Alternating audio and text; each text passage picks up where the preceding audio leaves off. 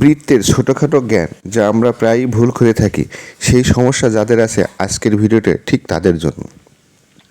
প্রথমেই আমরা একটা বৃত্ত এঁকে নিই। প্রতিটা বৃত্তেরই একটা কেন্দ্র থাকে, কারণ কেন্দ্র থেকে সমান ব্যাসার্ধ নিয়ে বৃত্ত আঁকা হয়। তো আমরা কেন্দ্র থেকে পরিধি পর্যন্ত OA, এটাকে বলে ব্যাসার্ধ। সবাই আর লেখে, কিন্তু আর লেখার একটাই কারণ, রেডিয়াস মানে ব্যাসার্ধ, যে কারণে রেডিয়াসের প্রথম অক্ষর আর দেওয়া হয়। আবার ব্যাসার্ধের দ্বিগুণ হলেই সেটাকে ব্যাস বলে। যেমন আমরা এঁকে নিলাম AB একটা ব্যাস, ব্যাসের কিন্তু 2R বাদেও ডি লেখা যায়, কারণ ডিতে হয় ডায়ামিটার, ডায়ামিটার মানে ব্যাস। তো ব্যাস ছাড়াও বৃত্তে আরেকটি পরিধির এ প্রান্ত থেকে অপর প্রান্ত স্পর্শ করে সেটা জ্যা হয়।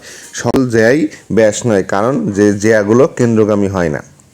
তো CD, এটাকে আমরা কর্ড লিখতে পারি। আমরা একটা কোণ আঁকি AODর AD একটি চাপকে আমরা ইংরেজিতে আর দ্বারা প্রকাশ করতে পারি।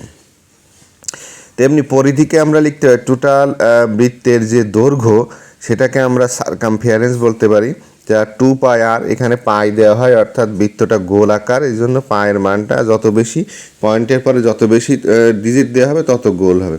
ক্ষেত্রফল πr², চাপ S = 8। সবাইকে ধন্যবাদ পাশে থাকার জন্য।